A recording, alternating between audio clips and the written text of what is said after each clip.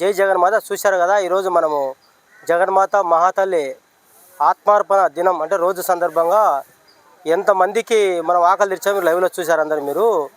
ఈరోజు ఇంతమందికి ఆకలి తెచ్చిన కారణము అమ్మవారి ఆత్మ దినోత్సవం. అలాగే ఈరోజు కార్యక్రమం సాయం దాత చేసి శర్వణ్ సాయి గారు సహాయం చేయడంతో కడప రిమ్స్ ఆసుపత్రి అంటే మహాసముద్రం అంటే అటువంటి దగ్గర దాదాపు 400 మందికి పైగా మనం ఈరోజు అందరికీ మంచి భోజనాలు అందించి కడుపు నింపే చేసాం. చూసారు లైవ్లో చూసారు, ఎంత మంచి భోజనం చేసి చూశారు కదా.